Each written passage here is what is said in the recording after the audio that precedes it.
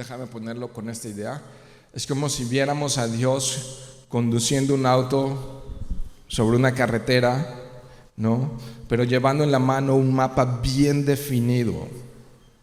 Este capítulo 8 de Daniel es Dios conduciendo la historia. ¿Para qué? Con dos propósitos: para bien de su pueblo, de sus escogidos, y para la gloria de su nombre. Y para la gloria de su nombre. Es por eso que podemos ver que Dios está conduciendo la historia de esta manera. Ahora, este capítulo 3, nada más déjenme anunciarles, este capítulo 8, déjenme bosquejarlo, este capítulo en 3 secciones que para mí son muy obvias. La primera sección es las circunstancias que rodean el relato. La segunda es el relato, o sea, la visión y la interpretación de esto. Y la tercera, final, muy rápida, es la reacción final de Daniel ante esa visión. Entonces, número 1, vamos a ver las circunstancias. Número 2, el relato de la visión y su interpretación. Y número 3, la reacción que tuvo Daniel al recibir esta revelación. Entonces vamos a la primera, las circunstancias.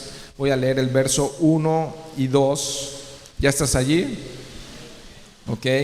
Dice: en el año tercero del reinado del rey Belsasar, me apareció una visión a mí, Daniel, después de aquella que me había aparecido antes. ¿Cuál? ¿Alguien sabe? Capítulo 7, ¿no? ¿Estamos? Verso 2: vi en visión, y cuando la vi, ¿fue un sueño? No, ok. Yo estaba en Susa, que es la capital del reino en la provincia de Elam. Vi, otra vez, pues, en visión, estando junto al río Ulai. Bueno, en los primeros capítulos del capítulo, básicamente para generalizarlo, del capítulo 1 al capítulo 7, es interesante que Daniel escribió en arameo, que era la lengua común entre ellos. Pero a partir del capítulo 8 cambia el idioma en el que Daniel escribe, y ahora está escribiendo en hebreo. Y vamos a ver un poco al final cuál es la razón por la que estas visiones, estos sueños son escritos en hebreo, porque al final del capítulo podemos ver que se le da una indicación a Daniel de: tienes que proteger esta información, porque esta información es para ahora, sino para el final de los tiempos. Ahora, bueno, aquí nos está dando entonces las circunstancias. Belsasar, lo vimos también la semana pasada, hijo de Nabonido, que era es que si tú vas a los libros de historia vas a encontrar a Nabonido y no vas a encontrar mucho a Belsasar. Por eso es importante aclararlo, que Belsasar era hijo de Nabonido, pero fue regidor, co-gobernante. Y entonces cuando él empieza a salir y a hacer sus viajes, Nabonido deja a Belsasar a cargo del gobierno. Entonces quien aparece en el relato bíblico no es Nabonido, sino es Belsasar, que era corregente de su padre. Y luego dice: después de aquella que me había aparecido antes. Es muy sencillo, ¿no? Y da la fecha en el año tercero. Entonces esta visión que vemos aquí fue justamente 2 años después del capítulo 7. Después de la visión de las 4 bestias, entonces él vio. Es muy importante, no es un sueño. Es como que hizo un viaje a un lugar llamado Ulai, pero despierto. Está consciente. Yo les decía la semana pasada, porque se habla un poco ahí de un sueño en el capítulo 7, pero no cenó muchos tacos de cochinita. Estaba despierto. Estaba bien consciente de lo que estaba pasando. Ahora, en los tiempos de Daniel, Susa era la capital del reino. Si tú ubicas en el mapa, es a unos 370 kilómetros de Babilonia, pero yendo hacia el lado de Irán. De hecho, hoy en día ya es esta capital de Susa, ya es parte de de Irán. De hecho, hace poco estudiaron los varones el libro de Nehemías y vemos que en Nehemías también data que él escribió estando en la capital del reino, que era Susa, pero Susa sigue siendo capital del reino cuando Nehemías, y Nehemías ya es de la época no de Babilonia sino de los medo-persas. ¿Ok? Espero no estarles confundiendo, es mucha historia y espero que esta parte te cautive y puedas verlo. Es mucha historia, pero es importante, es un capítulo sumamente histórico, estos capítulos. Entonces, Daniel está escribiendo esto aún bajo el gobierno babilónico, y después vendrán los siguientes gobiernos, pero él está bajo el gobierno babilónico. Y entonces ahí la capital es Susa, que más tarde seguirá siendo. Y luego vemos un río, el río Ulai, que lo puedes ver en los mapas y sigue estando ahí, y conecta hacia el lado izquierdo con otros dos ríos, y ambos ríos bajan y desembocan en el Golfo Pérsico.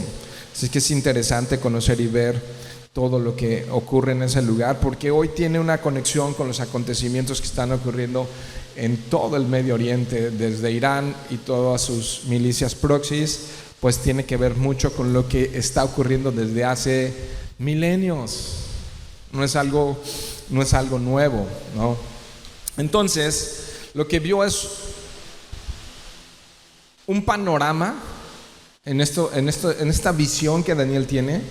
Lo que ves un panorama de algo, otra vista, ¿no? Como cuando tomas fotos desde diferentes lados y es el mismo lugar y estás viendo las mismas cosas, pero desde un ángulo diferente. ¿Se acuerdan que en el capítulo 2 tuvo un sueño Nabucodonosor de una estatua con 4 reinos, ¿no? Y comenzó con la cabeza de oro y terminó con los pies de hierro con bronce? ¿Se acuerdan? Bueno, en el capítulo 7 fue lo mismo con otros detalles, con las 4 bestias, ¿no?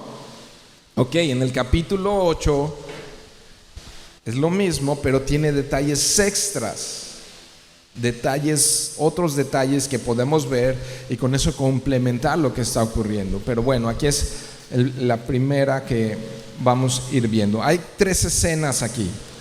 Entonces vamos al punto 2, el relato de la visión y su interpretación. Hay 3 escenas en esto que vamos a ver. Así que si estás tomando nota es muy bueno para que después lo revises con calma en casa. 3 escenas: el carnero, el macho cabrío y el cuerno pequeño. Está sencillo, ¿no? 3 escenas.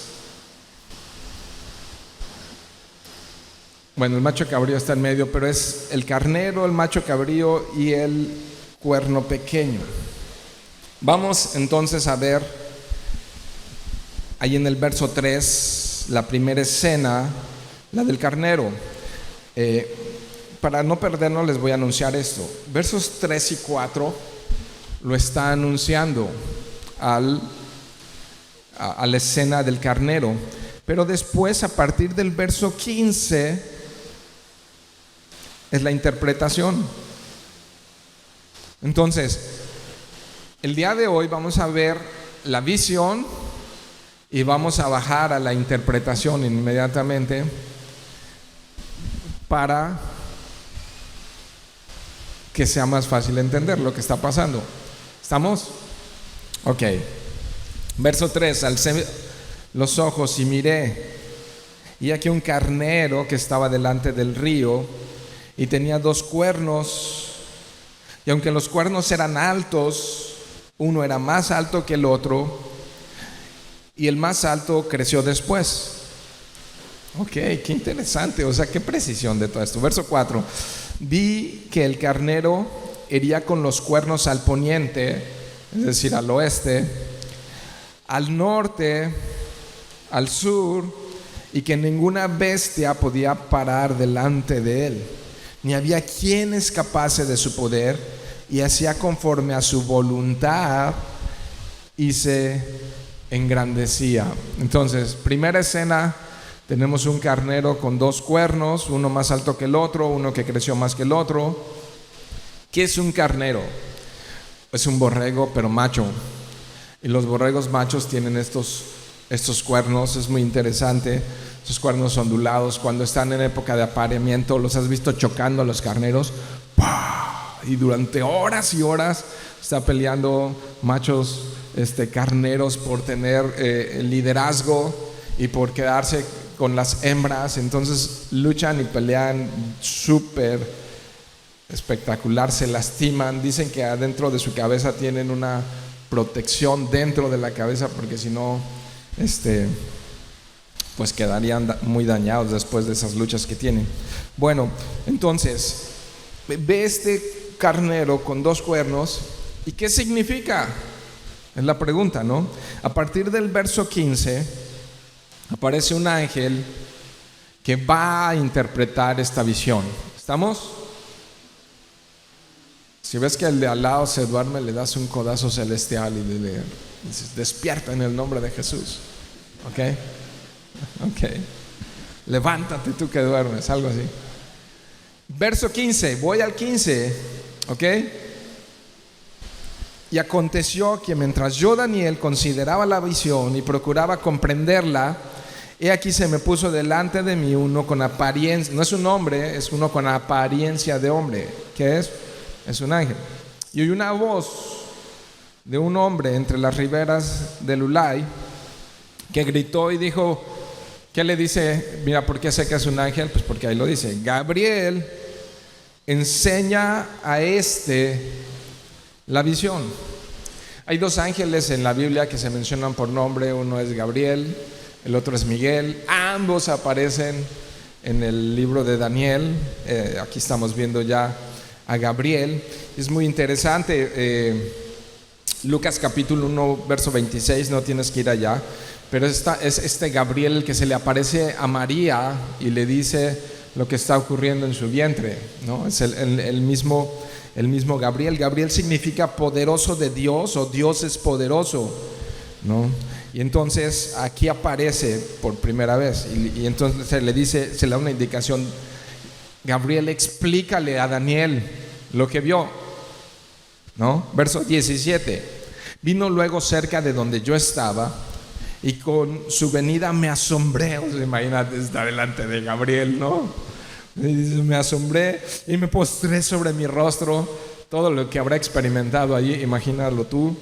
Pero él me dijo: entiende, hijo del hombre, porque la visión es para ¿cuándo?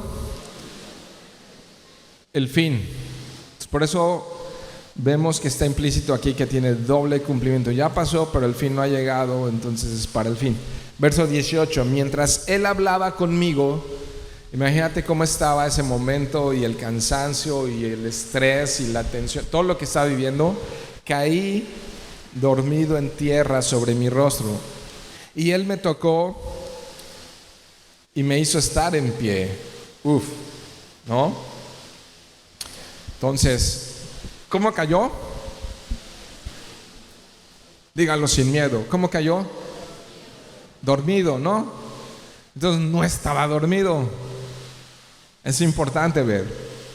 Cuando todo esto está ocurriendo, él no está dormido. Él está teniendo una visión espiritual, pero él estaba despierto. Y entonces cae dormido y lo despiertan. No fue un sueño. Verso 19: y dijo: he aquí, yo te enseñaré lo que ha de venir al final de la ira. Ese es un dato importante, porque la ira de Dios se conoce, lo vamos a ver en el siguiente capítulo, como la semana 70 de Daniel. Empiézate a familiarizar si no estás familiarizado con estos términos, pero es la gran tribulación. 7 años que van a venir de juicio de Dios sobre todas las naciones, que es el final de la ira, porque eso es para el fin, para el tiempo del fin, ¿no? Entonces, otra vez, fíjate cómo está hablando del tiempo final, del tiempo de la ira. Esto sin duda alguna está sugiriendo ese doble cumplimiento que tiene esta profecía, ¿no? Parte de estos eventos se va a cumplir cuando Jesús esté próximo a llegar por segunda vez, y todos estos eventos ya se cumplieron después del tiempo de Daniel. Entonces sí se está refiriendo aquí a la segunda venida. Verso 20, ¿sigues ahí? En cuanto al carnero que viste, ahí está la interpretación. No tenemos ¿qué significará esto? En cuanto al carnero que viste, que tenía 2 cuernos, estos son los reyes de Media y de Persia, ¿no? Entonces el mismo ángel ya lo interpretó. El cuerno más grande, que es más grande que el otro, es Persia, ¿no? En el año 550 antes de Cristo, probablemente unos pocos meses después de que Daniel tuvo esta visión, Ciro el Grande, como es conocido, el rey de Persia, tomó y dominó a los medos, los conquistó y se unieron en uno solo. Por eso lo conocemos como el imperio medo-persa, ¿no? Y lo interesante de esto, mis queridos hermanos, es que 150 años antes de Daniel, Isaías lo había profetizado. Pero quieres sorprenderte, espero que te sorprendas con esto. Ve a Isaías, espero que te sorprendas con esto, ¿ok? Lo que va a ocurrir es, lo de los medo-persas es después de Daniel, o sea, y 150 años antes de que ocurra esto, ¿cómo le hizo Isaías? Vamos al final del 44 y al principio del 45. El final del 44, en el verso 28 dice, ¿qué dice de quién? De Ciro: es mi pastor y cumplirá todo lo que yo quiero, al decir a Jerusalén, serás edificada y al templo serás fundado. Eso pasó en la época de Ciro, pero hasta nombre le puso: Ciro. Totalmente atemporal a Isaías. Ve lo que dice el primer verso del 45, en el verso 1. Dice: así dice Jehová a su ungido, a Ciro, al cual tomé yo por su mano derecha para sujetar naciones delante de él y desatar lomos de reyes, para abrir delante de él puertas, y las puertas no se cerrarán. O sea, está hablando del imperio medo-persa. Por nombre, esto es sorprendente, ¿no? Si esto no te sorprende, quizá estás muerto espiritualmente. O sea, está anunciado hasta por nombre años antes. Es impresionante, ¿no? Y bueno, está hablando aquí Daniel de que nadie podía escaparse de su poder. En el verso 4 dice que era un ejército realmente poderoso que atacó diferentes regiones, ¿no?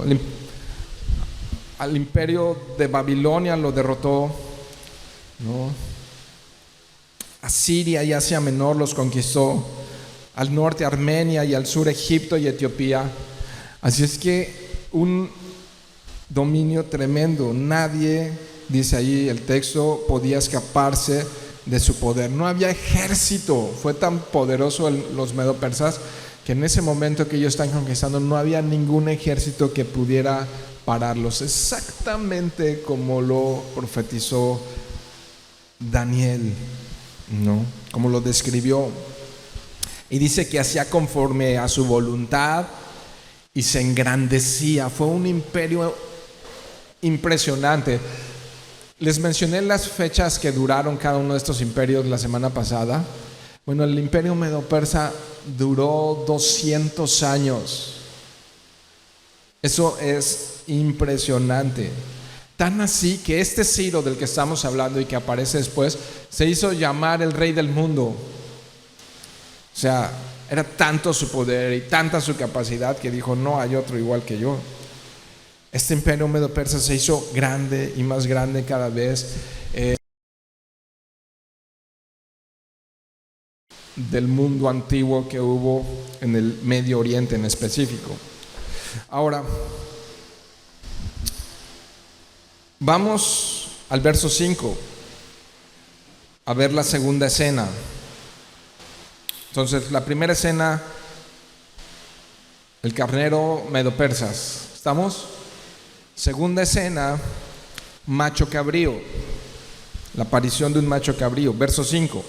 Mientras yo consideraba esto, he aquí un macho cabrío venía del lado del poniente sobre la faz de la tierra sin tocar tierra. Y aquí el macho cabrío tenía un cuerno notable entre sus ojos, y vino hasta el carnero de 2 cuernos que yo había visto en la ribera del río, y corrió contra él con la furia de su fuerza, y lo vi que llegó junto al carnero y se levantó contra él y lo hirió y le quebró sus 2 cuernos, y el carnero no tenía fuerzas para pararse delante de él.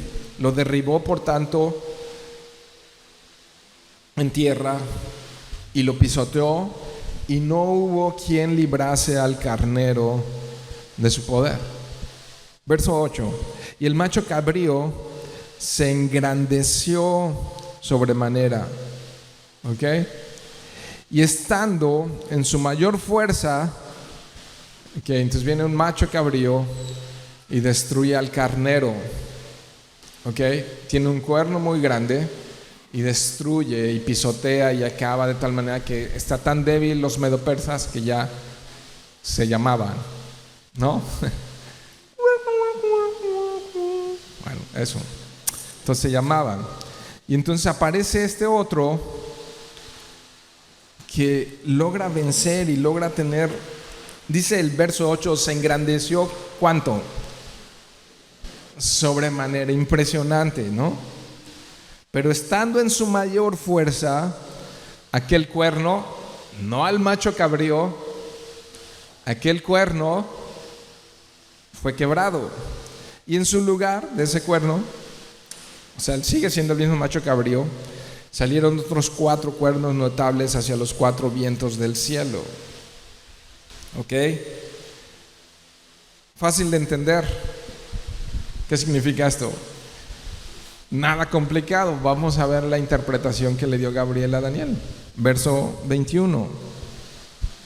El macho cabrío es el rey de Grecia, y el cuerno grande que tenía entre sus ojos es el rey primero. Y cuando, verso 22, y cuando el cuerno fue quebrado, el cuerno grande fue quebrado, y sucedieron 4 en su lugar, significa que 4 reinos se levantarán de esa nación, aunque no con la fuerza de él. Si no existía en el momento que Daniel escribió esto Medo-Persa, mucho menos Grecia, ese macho cabrío es Grecia, y Grecia no existía. Un montón de provincias separadas, pero nada que ver con un imperio. Es el rey de Grecia, dice ahí el verso 21, ¿no? Y el cuerno grande, ya hablé de él desde el capítulo 2, es Alejandro el Grande o Alejandro Magno. Y también en el capítulo anterior, en el capítulo 7, nos habla de esa agilidad que tenía él para conquistar. ¿Sabes? ¿Alguien recuerda a qué edad llegó a ser el más importante en la milicia griega? A la edad de 20 años. Es impresionante. Y sabes, murió a la edad de 33 años. O sea, súper rápido, pero muy ágil, ¿no? Dice ahí el verso 5, sobre la faz de toda la tierra, sin tocar la tierra, y conquistó lo que quiso y como quiso. Una tremenda destreza militar. Tú puedes ver hoy mucho acerca de ese hombre, de Alejandro Magno. ¿Quién nos dijo el capítulo 7? Que era como un leopardo con alas, ¿no? Los leopardos son tremendamente ágiles. Ahora, interesante que los machos cabríos, saben que son de los rumiantes, de los que comen pasto. Es el único que es capaz de trepar árboles y montañas. Una agilidad tremenda que tienen esos animalitos, y una velocidad sorprendente, ¿no? Y entonces este macho cabrío tenía ese cuerno, y ese cuerno es Alejandro Magno. Pero ya dice, estando en su mayor fuerza, o sea, ya que logró y conquistó todo lo que quiso. Aquí viene algo muy, muy interesante, pongan atención. El cuerno fue, ¿qué le pasó? ¿Qué le pasó al cuerno? O sea, 33 años, y en la cúspide de los logros y de las hazañas militares como no había otro, muere de forma repentina. ¿Quieren saber de qué murió? No murió en batalla, no murió en batalla, murió de los excesos de comer y de beber. Uf, qué interesante está esto. Nadie podía vencer a Alejandro Magno, nadie lo podía vencer, pero hubo alguien que lo venció. ¿Quién crees? ¿Quién crees que fue su peor enemigo? Él mismo. Él fue su peor enemigo. Vayan a Proverbios capítulo 25, verso 28.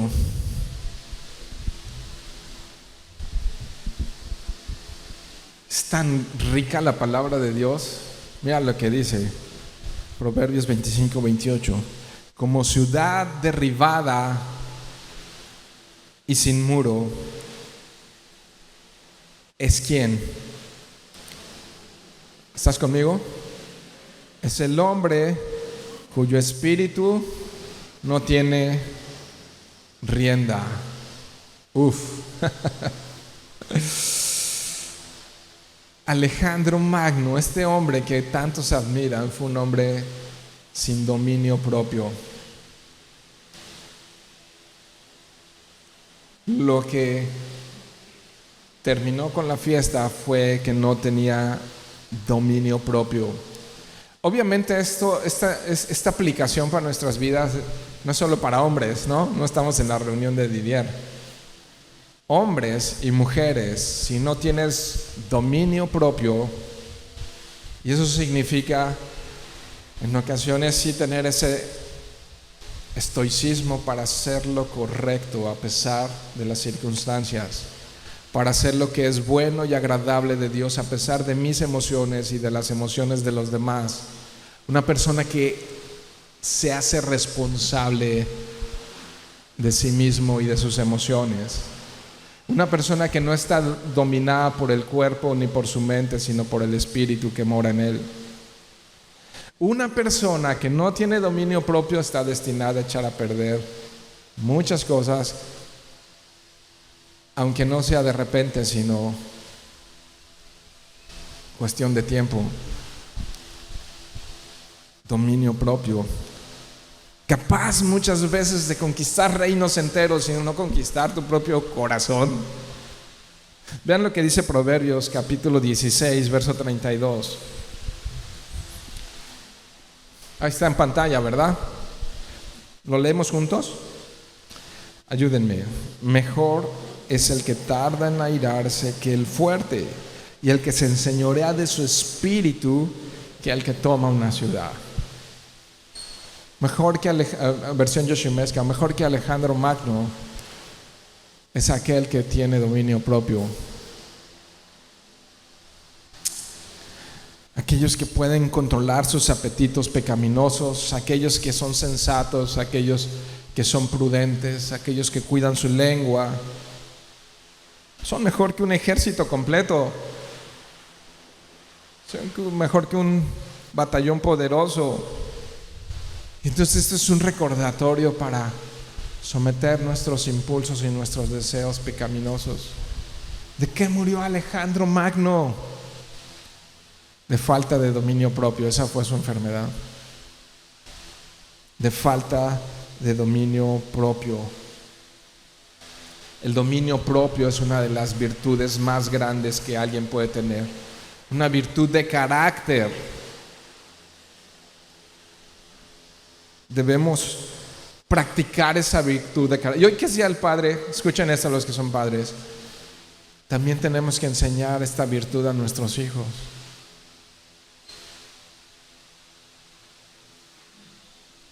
Es tan importante, si no quieres que tus hijos se pierdan, practicar el dominio propio para que se los puedas modelar de qué se trata y tener control sobre los apetitos de la carne en todas sus formas y manifestaciones, ¿no? Es una virtud, es una virtud.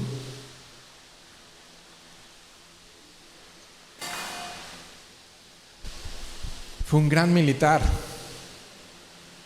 nadie lo duda, pero fue un hombre muy pequeño. Fue un gran militar, pero fue un hombre muy pequeño. Bueno, continuando ahí nos dice que en su lugar, cuando él ya fue quebrado, salieron otros 4 cuernos. Y esto es parte de lo que sorprende, Daniel. Qué impresionante estás, porque el imperio se dividió en 4 reinos. Ahora nos explica claramente, pero no con la fuerza de él. Fueron inferiores en poder. Macedonia bajo Casandro, Tricia y Asia Menor bajo Lismaco, Siria, es muy importante Siria, bajo Seleuco, y Egipto, la parte sur, bajo Ptolomeo.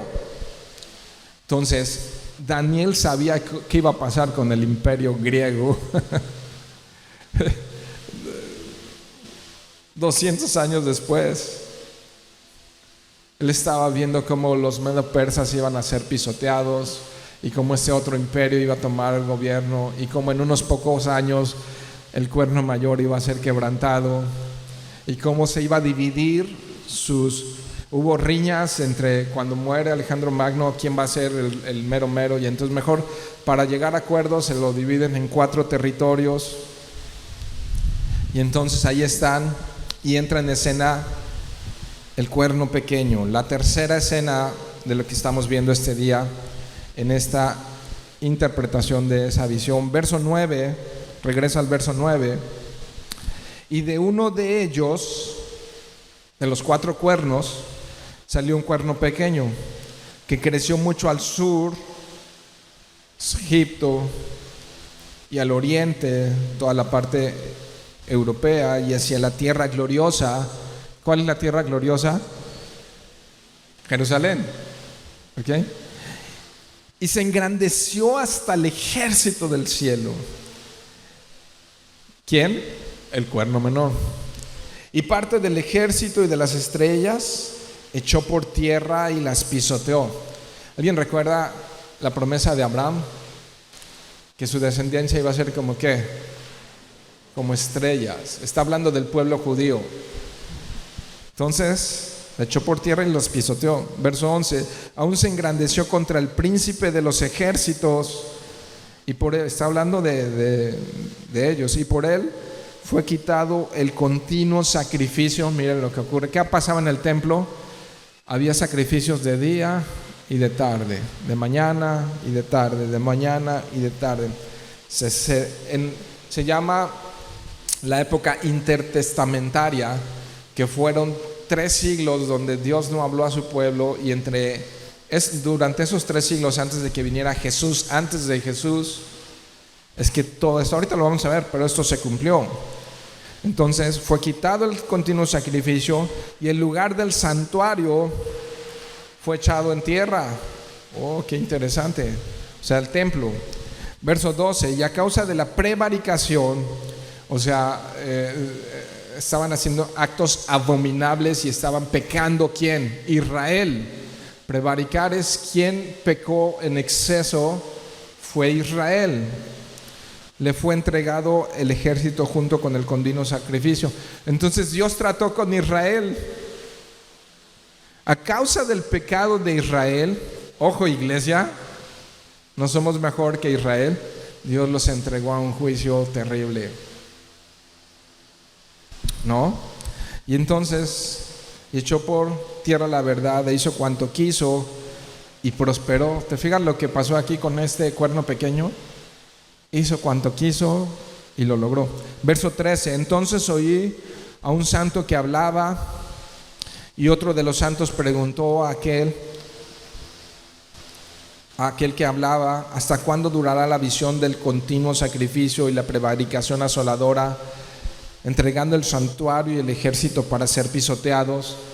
Y él le dijo: hasta 2300 tardes y mañanas, luego el santuario será purificado. Ok.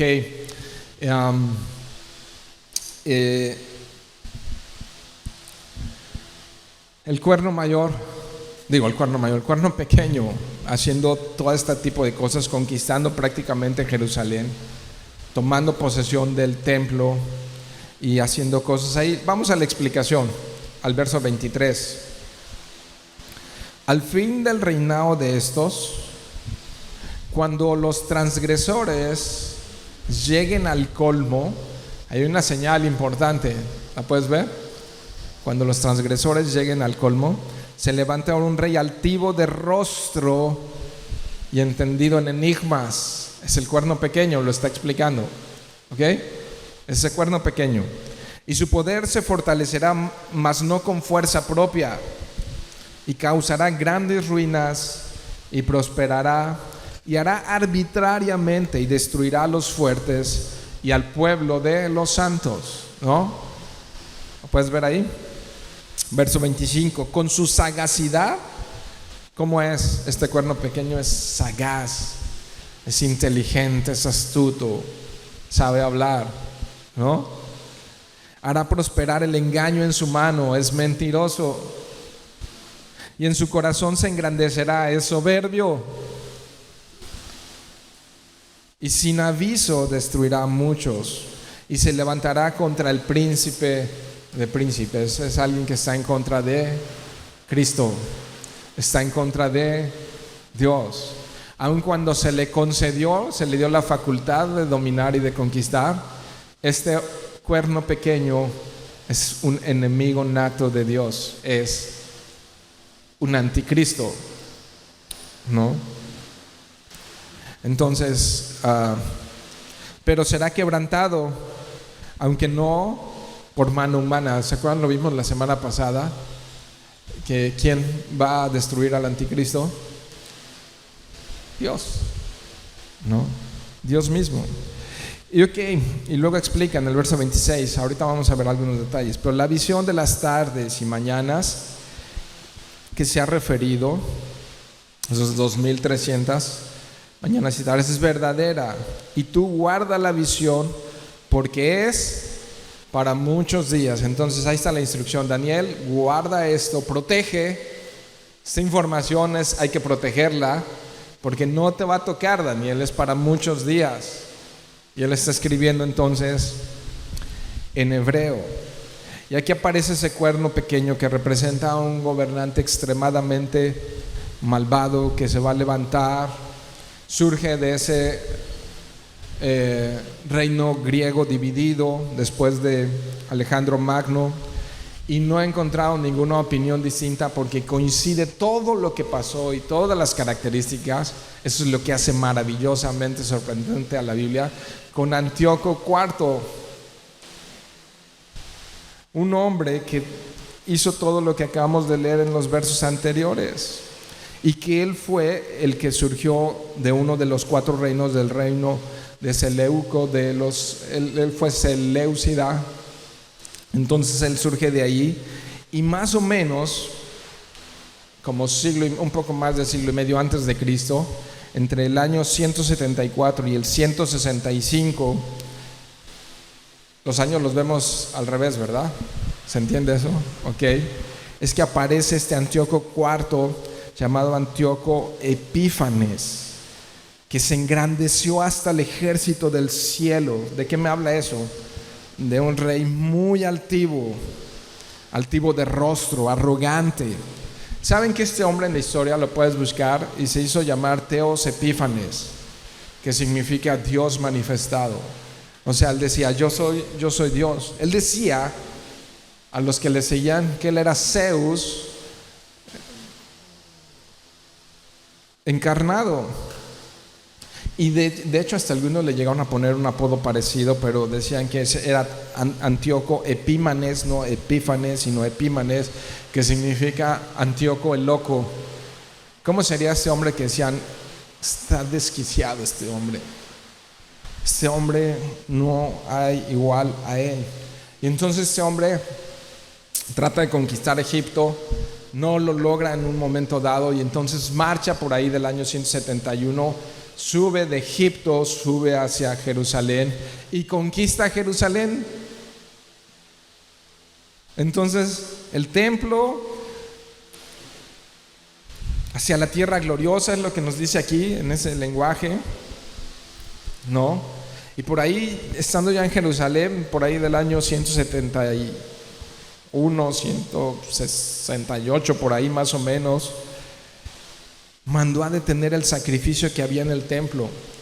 Y la historia nos dice que mató a unos 20,000 judíos en cuestión de semanas, ¿no? Trató de exterminarlos. ¿Y saben qué hizo? Mandó a poner en el templo una estatua de Zeus. Y algo que era evidentemente terrible para los hebreos, para los judíos, que sacrificó cerdos. El cerdo es un animal impuro para los judíos. Y entonces él quitó todo, sacó los utensilios de oro y de plata, profanó el templo en toda la extensión de la palabra y sacrificó cerdos en ese lugar para burlarse de ellos. Esto es lo que conocemos como la abominación desoladora. Y es por eso que este hombre, Antíoco Epífanes, es conocido como el anticristo del Antiguo Testamento. Y ya expliqué, como una sombra, como un prototipo, como un modelo del anticristo que aparecerá en el final, ¿no? Pisoteó al pueblo de Dios, hizo todo cuanto quiso y prosperó, y lo hizo aproximadamente por 3 años y medio, ¿no? Y nos dice aquí los días, y nos dice aquí que fueron 2,300 días. Sí hay polémica en eso porque el sacrificio era mañana y tarde y algunos lo parten, y entonces dicen fueron en realidad 1,250 días, ¿no? Y esto empieza a tener coincidencias hermosísimas con lo que vamos a ver mañana no, el próximo domingo, en Daniel capítulo 9, ¿no? Pero simplemente en el verso 25 tienes que observar que tiene otra característica de ese cuerno pequeño, que tiene una astucia para engañar. El anticristo y el espíritu del anticristo tiene un poder para engañar a las masas, a las multitudes y aún a reyes y gobernantes. Y si esto se tiene que cumplir nuevamente en el final, ¿hay templo ahora en Jerusalén? No hay templo. ¿Qué se requiere que haya en Jerusalén? Un templo. Y quienes han investigado, han ido a Jerusalén, saben que hay ya desde hace muchos años, eso se activó desde 1970 y tantos, después de la guerra de Yom Kippur en Israel, un instituto que se llama el Instituto del Templo, y que tú puedes ir hoy a Israel y hay un museo donde puedes ver todos los elementos que ya tienen preparados ellos, porque ellos sueñan, los judíos, con llegar a tener un tercer templo, un templo nuevo, donde reanudar el sacrificio y la ofrenda. Y en ese mismo lugar es donde se espera que vuelva a haber otra vez otra abominación desoladora. Por tanto, se espera que los judíos sean engañados por el anticristo, que sean vencidos, y sean engañados por el anticristo para que lleguen a un pacto, a un convenio favorable y le permitan construir el tercer templo. Y al estar el tercer templo, él se va a rebelar y nuevamente se va a hacer pasar por Dios, por un tipo de Zeus, y va a pedir ser adorado, y nuevamente va a sacrificar cerdos en ese lugar, que lo vamos a ver la próxima semana, lo que se llama la abominación desoladora. Básicamente pisoteó al pueblo de Dios, y ese es su plan: destruir a su pueblo, destruir a su iglesia. Y nos dice aquí que hizo cuanto quiso y que prosperó por todos esos días, ¿no?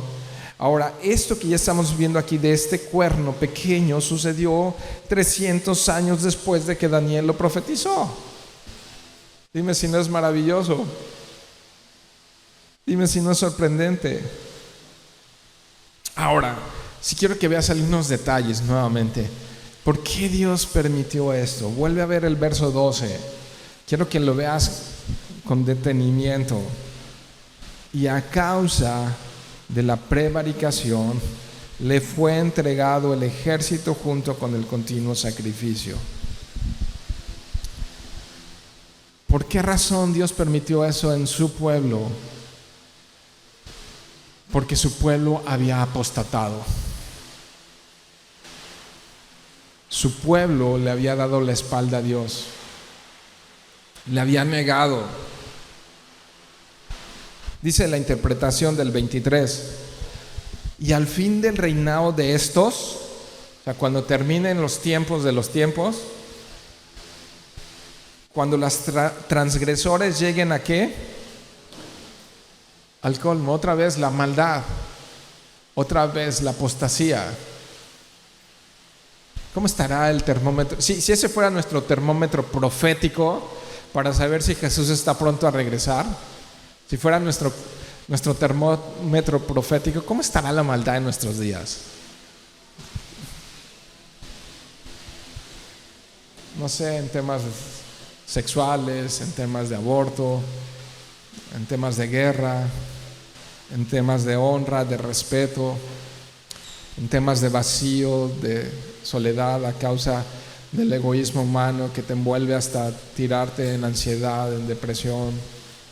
¿Cómo se encuentra el mundo hoy? ¿Cómo los hijos a los padres a los hijos? Todo un genocidio a través de los abortos legalizado, drogas legalizadas como nunca. Escuchen eso, apenas ayer me llegó una carta de pastores que me dijeron: tienes que protegerte en eso y legalmente cuidar esto y esto otro, porque entre algunas de las iniciativas que hubo para estos días es que en las escuelas públicas de la Secretaría de Educación Pública, y que censuren los videos, no pasa nada, sugirieron que no se festejara el Día del Padre porque es una construcción machista. O sea, no sé, digo, ya me apasionó eso, pero cuando los transgresores lleguen al colmo, estás en el verso 23, se levantará un rey altivo de rostro y entendido en enigmas.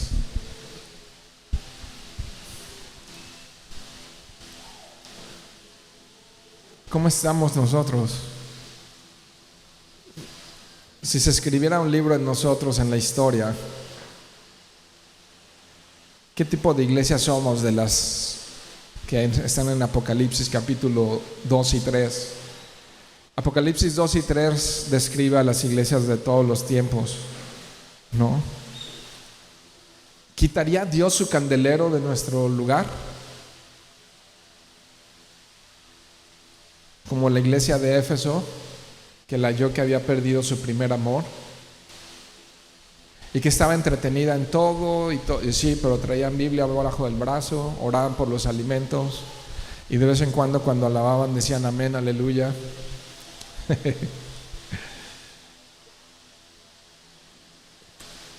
Pero no conocían el monte de Jehová.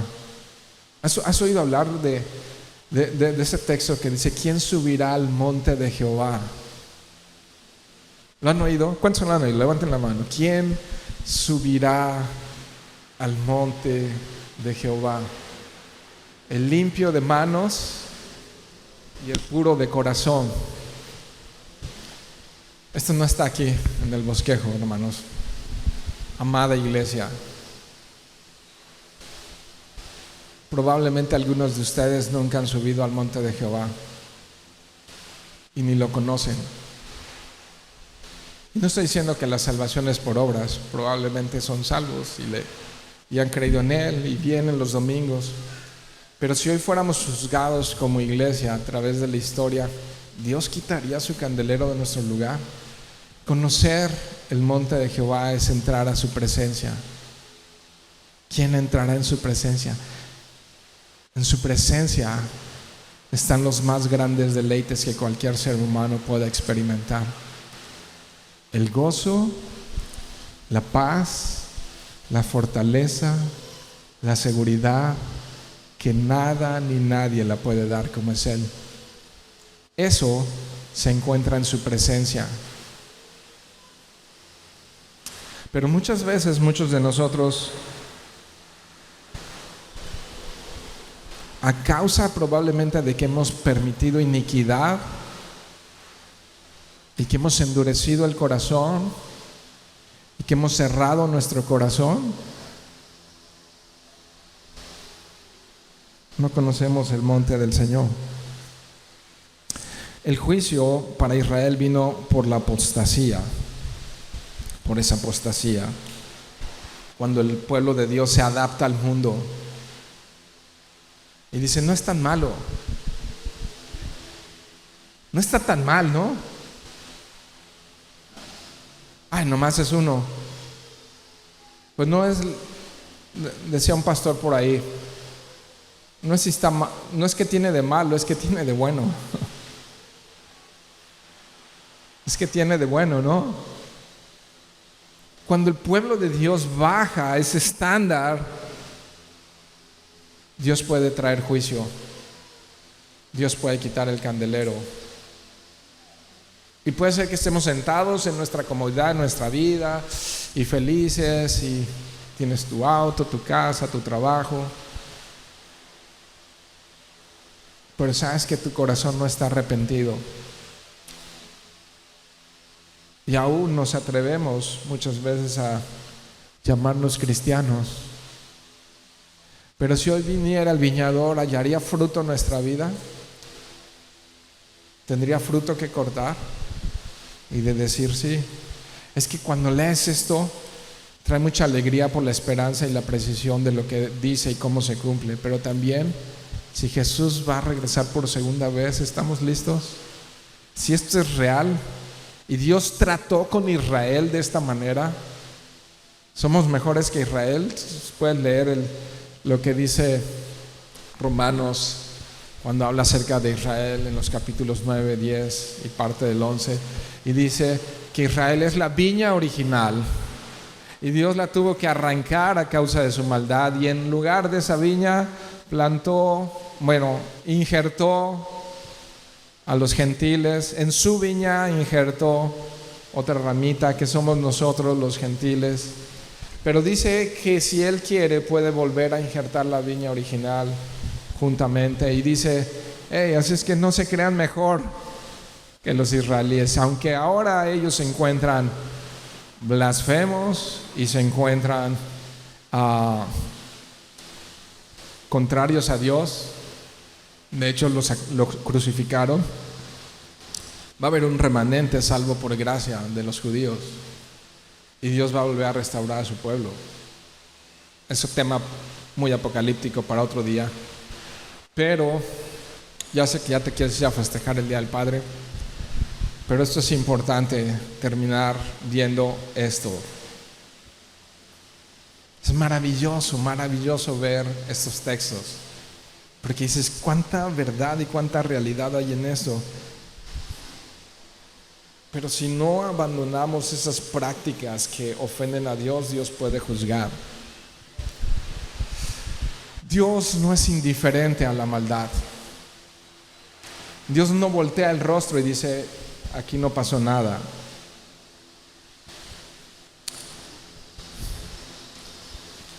Vayan a Santiago capítulo 4, verso 4. Está hablando a la iglesia, ¿no? A Santiago, Nuevo Testamento. Dice, oh almas adúlteras, ¿no sabéis que la amistad del mundo es enemistad contra Dios? Cualquiera pues que quiera ser amigo del mundo se constituye un enemigo de Dios. ¿O pensáis que la Escritura dice en vano, el Espíritu que Él ha hecho morar en nosotros, iglesia, nos anhela celosamente? ¿Qué entiendes en estos versos, mi querido y amado hermano? Él nos cela, Él nos ama, y Él ha puesto su Espíritu, y somos templo, y su Espíritu ha de habitar en una vasija sucia y contaminada. ¿Sería correcto una vasija sucia que esté morando el Espíritu de Dios? ¿Cuánto engaño puede haber en nosotros? Apocalipsis 2:5 dice, recuerda por tanto de dónde has caído y arrepiéntete y haz las primeras obras, pues si no, vendré pronto a ti. O sea, Dios nada más es así como la mamá que está con sus hijos y su hijo está rebelde y se está portando mal y está haciendo berrinche y no hace nada, y la mamá: te voy a contar hasta 3, 1, 2, 3, 4, 5, 6, y pasaron, como la del barquito, 5, 6, 7 semanas, y nunca cumple la promesa de darle un pavo y de quitarle el juguete y de darle alguna situación ahí para que el hijo aprenda dominio propio y pueda aprender a controlarse. Dios estará como esa mamá contando hasta 3 y no lo va a cumplir. Entonces la advertencia es: si no, vendré pronto a ti y quitaré tu candelero de su lugar, si no te hubieras arrepentido. Y fue destruido, verso 25, no por voluntad humana, Dios lo mató. Entonces es la misma figura que Daniel usó en el capítulo 7, en el verso 8, para referirse sin duda alguna al anticristo. Y en los tiempos finales va a ser muy, muy similar. Esto es previo a lo que leímos la semana pasada en Apocalipsis 13. Todo es muy similar, ¿no? Y va a haber guerra contra los santos del Altísimo. Se los leo nada más como lo describe Tesalonicenses para recordarlo. Segunda de Tesalonicenses 2, 8: y entonces se manifestará aquel inicuo a quien el Señor matará con el espíritu de su boca. Esto no por mano humana, sino el Señor mismo lo va a matar, y le destruirá con el resplandor de su venida. Lo vimos la semana pasada. Nomás va a soplar tantito el Señor y su brillo lo va a aniquilar. Verso 9: inicuo cuyo advenimiento es por obra de Satanás. Entonces hay una falsa trinidad satánica, que es Satanás, es el anticristo y es el falso profeta, con gran poder y señales y prodigios mentirosos. Entonces va a engañar a muchos, y con todo engaño, dice el verso 10, de iniquidad para los que se pierden, por cuanto no recibieron el amor de la verdad para ser salvos. Y si regresa ahí mismo, si estás en Tesalonicenses 2, segunda Tesalonicenses 2, el verso 3 dice: nadie les engañe en ninguna manera, no vendrá sin que antes venga ¿qué? La apostasía. Entonces podemos entender como la apostasía como un periodo donde la maldad llegó al límite. Y es lo que nos anunció Daniel capítulo 8, que esto va a ocurrir cuando ya la maldad esté como en los días de Noé, ¿se acuerdan? Como en los días de Noé. ¿Y cómo están en los días de Noé? Casándose y dándose en casamiento hasta que vino y acabó con ellos, como diciendo: todavía falta. Pastor, creo que estás exagerando un poco. Y además es Día del Padre, ¿por qué no diste un mensaje más emotivo? Para mí es emotivo. Entonces Antíoco es el prototipo de anticristo. Y vamos al punto final, ahora sí, y es muy rápido. Es el punto final, la reacción final de Daniel, verso 27. ¿Están allá? Y yo, Daniel, ¿cómo quedó después? Quedé quebrantado y estuve enfermo algunos días. ¡Wow! Y cuando convalecí, atendí los negocios del rey. A ver, di conmigo: atendí los negocios del rey. Pero estaba espantado a causa de la visión y no la entendía. Entonces hoy vimos 3 puntos. El primero, las circunstancias, Belsasar y todo eso. Luego, la visión y su interpretación. Y finalmente estamos viendo la reacción que Daniel tuvo. Y aquí en este verso puedes sentir, puedes observar que él se preocupó por lo que vendría, al punto de que se enfermó, aun cuando sabía claramente que no le tocaría. Pero hizo algo. Se quedó tirado llorando en su hamaca. Tienes que observar, parece un detalle muy pequeñito y muy fino, pero fue a atender su trabajo, lo que le correspondía, ¿no? Entonces aquí como dos cosas a ver y a imitar en Daniel. Una es que se preocupó por el reino de Dios, pero también salió a dar testimonio a los de afuera. Esa visión no lo dejó ahí paralizado. Fue tremenda, todo lo que expresa ahí. Hasta me enfermé, pero cuando me repuse un poco, vamos a darle, porque tengo un testimonio que dar a los demás. Porque los demás tienen que ver, los demás tienen que saber. O sea, esto no nos llama a que si el Señor viene pronto ya nos crucemos de brazos, ¿verdad? Sino más bien a que podamos salir fuera, ¿no? Y que los demás puedan ver, y que los demás puedan conocer, y que los demás puedan saber. Entonces, mis queridos hermanos, ¿cómo será la iglesia mientras llegue el día del Señor? Y entonces, mientras Él llega, ¿qué hacemos? ¿Cómo debemos de vivir? ¿No? Este mensaje le fue dado a Daniel para que él pudiera ver que los mensajes de Dios son confiables. El mensaje de Dios para nosotros es para que podamos aumentar nuestra confianza y nuestra esperanza en que Dios está llevando la historia en sus manos. Precioso, ahorita que acabamos de pasar el tiempo de elecciones en México, Dios está llevando el control de la historia para cada pueblo y para cada nación. Entonces eso me da descanso, ¿no? ¿Y qué viene? No sé, pero Dios ya lo sabe. ¿Y cómo van a ir las cosas? No sé, pero Él ya lo sabe.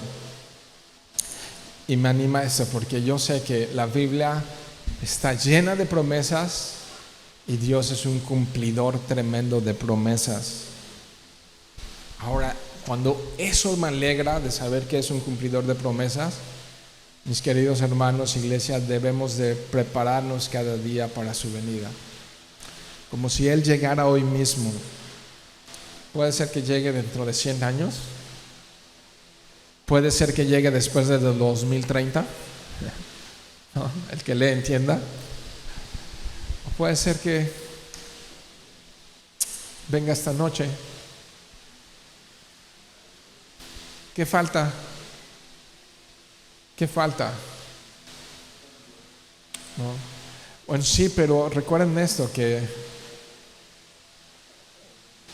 en Calvary creemos que el evento final es en 2 actos: el rapto y la segunda venida. ¿Ok? Entonces, para que el rapto ocurra, no falta nada. Puede ser esta noche.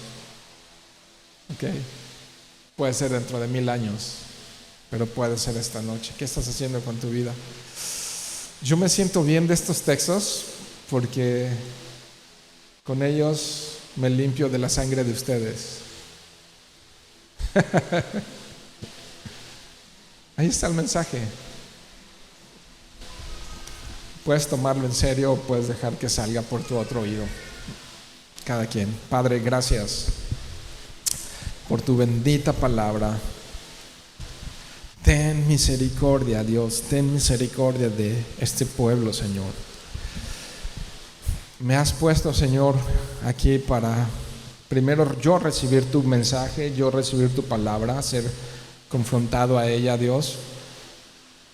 Y ya les he comunicado el mensaje, Dios. Y te ruego que tu Espíritu Santo haga la obra en sus corazones, que se puedan detener un momento en su vida y parar y meditar, porque esto es real, Señor.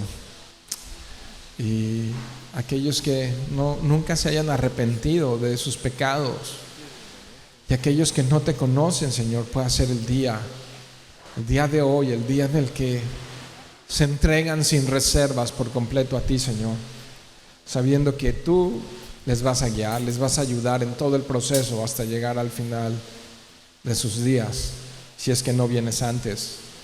Y Dios, te ruego por tu iglesia, Señor. porque sé que muchos apostatarán. A causa del pecado su corazón se enfriará. A causa del pecado muchas familias serán destruidas. A causa de la dureza del corazón muchos hombres y mujeres caerán en pecado, Dios. Pero te ruego por este rebaño, mi Dios, que no quites el candelero, que se vuelvan a ti, Señor, al primer amor, que se vuelvan a ti, Señor. Y te ruego, si no es mucho pedir, Señor, que podamos juntos visitar tu monte, Señor, que juntos podamos experimentar tu presencia, Dios. Te lo ruego, Padre, en el nombre glorioso de Jesús. Y gracias nuevamente, Señor, por este día, por las ofrendas, Señor, por los diezmos que se recolectan, Dios, para continuar haciendo tu obra, Dios. Y no importa, has tenido un remanente fiel aquí, con techo y sin techo, bajo lona y a veces bajo lluvia, bajo mucho sol y calor. Y eso no importa, Dios. No estamos aquí por comodidad nuestra ni para nosotros. Así es que este remanente ya lo ha mostrado, con clima y sin clima, con puertas y sin puertas. Dios, te vamos a adorar. Te vamos a adorar, Dios. Te vamos a adorar, Dios. No importa. Solo tú, Señor, te pedimos, no quites tu rostro. Ayúdanos, Dios, ayúdanos a permanecer en ti, porque separados de ti no podemos hacer nada.